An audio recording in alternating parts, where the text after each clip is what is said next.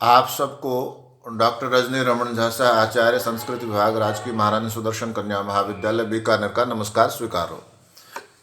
हमने विज्ञान शाकुंतलम के 7वें अंक में कल फिर से यह देखा था कि मातली यानी इंद्र का के रथ का सारथी और राजा दुष्यंत जब नीचे आ रहे हैं तो वायु का एक मार्ग है जिसको वह कहते हैं कि यह परिवह वायु का मार्ग है। एक वायु के मार्ग का एक नाम है परिवह वायु का मार्ग। यहाँ तक हमने पढ़ा था।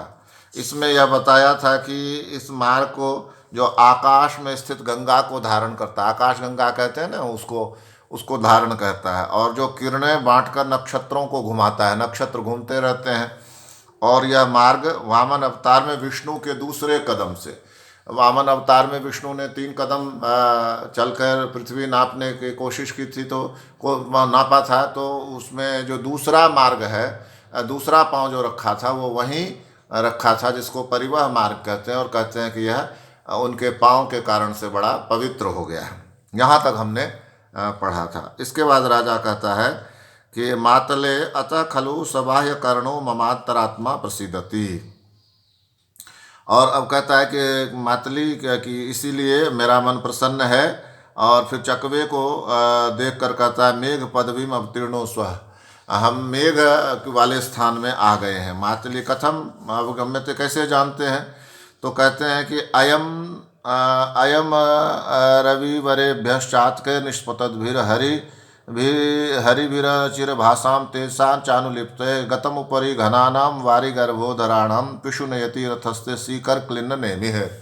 क्या हो रहा है? आज तो देखो तो सीकर विलग्न नेमि है। जल के कणों से तुम्हारे अरे जो हैं, रथ के अरे वे टकराए हैं, तो अयम क्लिन्न हो गए हैं। अयम ते रथा अरविवरेभ्य निष्पतद्भि चातके। यह जो रथ का जो अरा है, जो उसमें अरा होता है ना, पहिए में अरे होते हैं, जो लकड़ी हो जिसको हम स्पोक कहते हैं, वो जो अरा है उसके बीच में इतनी जगह है कि उसके बीच में से चकवे जो हैं वो निकल रहे हैं। और अचिर भाषाम च तेजसानुलिप्त। और फिर क्या हो रहा है कि बिजलियों की चमक से घिरे घोड़े, ये जो रथ के घोड़े हैं, बिजलियों की चमक से घिरे हुए हैं, उन बादलों के ऊपर जाना सूचित करता है, जिससे जो उदार गर्भ वाले मेघ हैं, इसको समझो।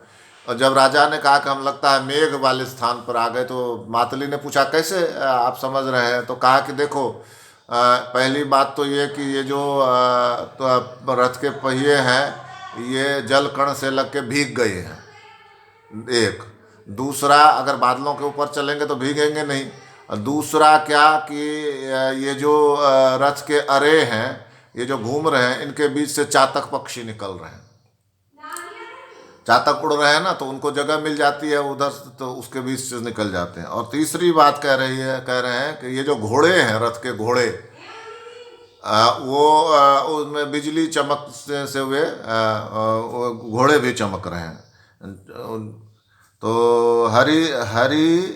हरिभिर चिर भाषाम तेजसा चानुलिप्त है कि ये जो हरि हैं, ये घोड़े हैं, ये उस बिजली की तेज से वे भी भाषित हो रहे हैं। ये इन कारणों से लगता है कि हम कहाँ आ गए हैं? बादलों पर आ गए हैं।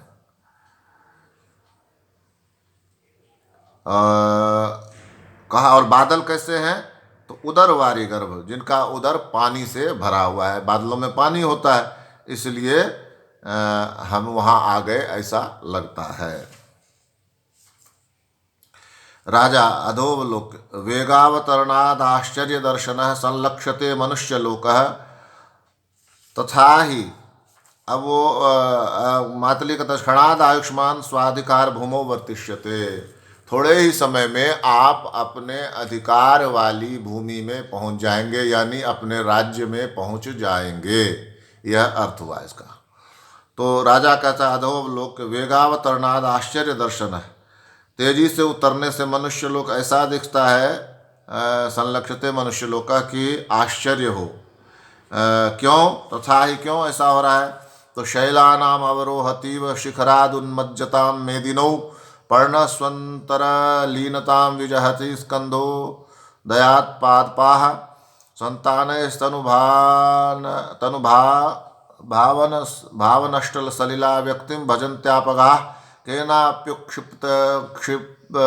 केनाप्युत्क्षिपतेव पश्य भुवनं मत्पार्श्वम् आनीयते। पश्य मेदिनी उन्मज्जताम शैलानाम शिखरात अवरोहति इव। देखो डुबकी के बाद सिर बाहर हो रहे पर्वतों की चोटी से पृथ्वी उतर सी रही है। गजब का देखिए, ऊपर से नीचे आ रहे हैं तो अब पर्वत के शिखर दिख रहे हैं।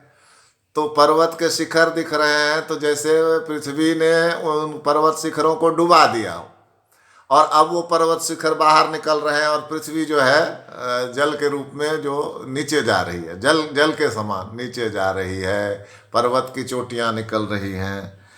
तो कह रहे हैं कि पश्य मेदिनी उन्मज्जताम शैलानाम शिखरात अवरोहति, जैसे धरती इन शिखरों से नीचे हो रही है। और पादपास कंदोदयात पर्ण स्वंतर लीनताम विजहाती, और पेड़ भी प्रकट होने से वृक्ष पत्तों के मध्य भी अतिशय विलीनता का त्याग कर रहे हैं। अब ऊपर से तो पत्ते ही पत्ते दिख रहे थे वृक्ष के, तो अब उसमें जैसे पेड़ विलीन हो गया था, तो अब वो साफ साफ दिख रहे हैं। इसलिए ऐसा लग रहा है कि जैसे मतलब पेड़ निकल रहे हों उससे। और फिर आगे कहते हैं, दुबलेपन के कारण जिनका पानी अदृश्य हो गया था, तनु भावनष्ट सलिला आपगा संताने व्यक्तिम भजंत।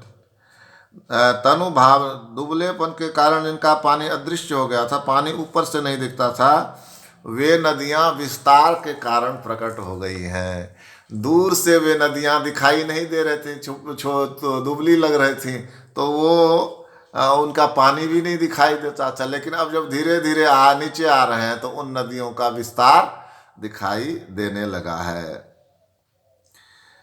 और ऐसा लगता है, और भी बड़ी बात, भुवनम उत्क्षिप्ता केनापि मत्पार्श्वम आनीयते, कि मानो कोई संसार मेरे पास लाया जा रहा है, मानो कोई उसको ऊपर उठा रहा हो। संसार मेरे पास लाया जा रहा है, मानो कोई उसको ऊपर उठा रहा हो, इस तरह से लग रहा है। आगे देखिए कितनी गजब की बात है। ऐसे लग रहा है जैसे कोई विमान पर चढ़कर, जैसे स्वयं कालिदास उस विमान पर, उस रथ पर बैठे हों, उसके बिना बात नहीं बनती। तो वैसे ही दृश्य दिखाई दे रहे हैं सारे। वो देखो अब जो है नदी पर्वत के शिखर दिखाई देने लगे, ऐसा लगता है जैसे वो पृथ्वी नीचे की ओर जा रही है। और जो वृक्ष पत्तों में ढके हुए थे वे अब दिखाई देने लगे हैं। नदियाँ जो बिल्कुल पतली हो गई थी वे अब विस्तार को प्राप्त हो गई हैं। और संसार मेरे पास लाया जा रहा है, मानो कोई इससे ऊपर उठा रहा हो।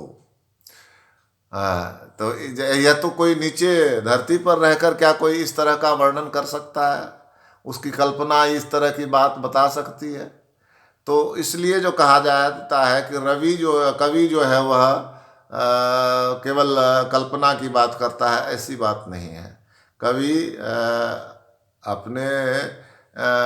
अपनी सच्चाई जो है वह कहीं अधिक मजबूत ढंग से रख सकता है, ऐसा कालिदास बताना चाह रहे हैं। मातली साधु दृष्टम, मातली कहता वाह क्या अच्छा देखा। साधु दृष्टम सबहु मानव अवलोक, फिर राजा को बड़े आदर से देखता है। अहो उदार रमणीया पृथ्वी, पृथ्वी कैसी है कि उदार रमणीय, अत्यंत कितनी विशाल, उदार और सुंदर है पृथ्वी। ऊपर से देख रहे हैं तो कितनी विशाल और सुंदर है पृथ्वी।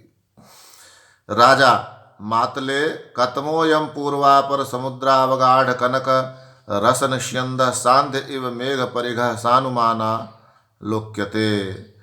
क्यों राजा कहता है कि मातली देखो, यह कौन पर्वत दिखाई पड़ रहा है, कतमोयम, यह कौन पर्वत दिखाई दे रहा है जिसने पूर्व और अपर दिशा के समुद्रों में प्रवेश किया है। वो पूर्व दिशा के भी समुद्र में है और पश्चिम दिशा के भी समुद्र में है। यह कौन पर्वत है? और कनक रस निस्यंद, और पिघले सोने का सा प्रवाह है। सांध्य इव मेघ परिगा, और सायंकालीन बादलों की अर्गला सा है। सायंकालीन बादल जो होते हैं उनके मेघ परिगा सानुमाना लोक्यते, मेघों की अर्गला, सायंकालीन जो बादल होते हैं उनकी सायंकालीन, सांध्य इव मेघ परिघा, सायंकालीन मेघों की बादलों की अर्गला सा है। सायंकालीन बादल होते हैं ना, वे कैसे होते हैं? सुनहले। तो ये जो पर्वत है यह भी सुनहला है, तो उनकी अर्गला सा। अर्गला कहते हैं जब पट बंद करते हैं ना तो अर्गला लगाते हैं, कुंडी जिसको बोलते हैं, तो उस कुंडी जैसा है, यानी बादल हैं दोनों तरफ और बीच में उनको जोड़ रहा है वो पर्वत। गजब। तो ये अर्गला सा है। सानुमान लालुक्यते मातले आयुष्मान एष खलु हेमकूटो नाम किम पुरुष पर्वत तपः संसिद्ध क्षेत्रम पश्य। यह जो है पर्वत, इसका नाम है हेमकूट पर्वत। हेमकूट नामक किम पुरुष पर्वत वर्ष का पर्वत है। इस जगह का नाम किम पुरुष जगह है। जैसे आर्यावर्त है ना, उसी तरह से किम पुरुष, तो किम पुरुष पर्वत वर्ष का पर्वत है जो तपस्या साधन का स्थान है। किम पुरुष पर्वतस तपः संसिद्ध क्षेत्रम, तपस्या की सिद्धि इससे हो जाती है। पश्य स्वायंभुव मरीचेर यह प्रबभू प्रजापति, मरीचिर यह प्रबभू प्रजापति सुरासुर गुरु सोत्र सपत्नीकस तपस्यति। यहाँ स्वयंभू ब्रह्मा के स्वयंभू मरीचि, स्वयंभू ब्रह्मा के पुत्र मरीचि जो प्रजापति उत्पन्न हुए, वे स्वयंभू यानी ब्रह्मा के पुत्र जो मरीचि हैं, और मरीचि के पुत्र हैं कश्यप। तो ये कश्यप जो प्रजापति हुए, उत्पन्न हुए, वे देवताओं और सुरासुर गुरु, देवताओं और असुरों दोनों के जो पिता हैं, सो अत्र वे कश्यप यहाँ सपत्नीकस तपस्यति, अपनी पत्नी के साथ तपस्या कर रहे हैं।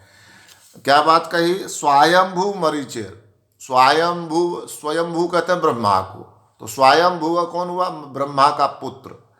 और उनका भी पुत्र कौन हुआ? प्रजापति यानी कि कश्यप। तो वे सूर और असुर दोनों के पिता हुए। सूर भी उनसे उत्पन्न हुए, देव अदिति से देव हुए और दिति से दैत्य हुए, दानव। तो सूर और असुर दोनों के पिता हैं, और वे यहाँ अपनी पत्नी के साथ क्या कर रहे हैं? तपस्या कर रहे हैं। राजा तेन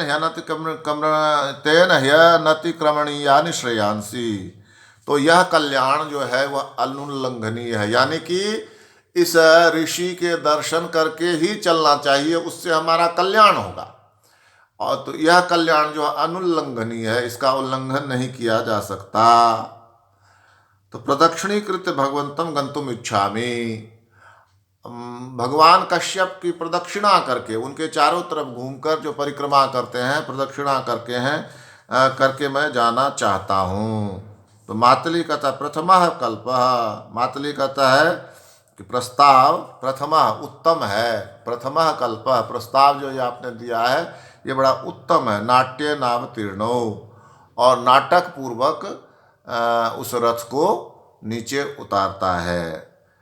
तो इसमें आपने ये देखा कि जो रथ से राजा और मातली नीचे उतर रहे हैं, तो एक 3 जगह का विशेष वर्णन हुआ। एक तो परिवह मार्ग वायु का, जहाँ विष्णु के पांव पड़े थे और वह पवित्र है। दूसरा मेघ का, जहाँ मेघ का स्थान आ गया, और अब मेघ से भी नीचे चले आए हैं धरती पर, तो वहाँ का भी वर्णन इतना ही जबरदस्त किया है कि जैसे पर्वत शिखर पानी से निकल रहे हो, धरती नीचे की ओर जा रही है, इस तरह से।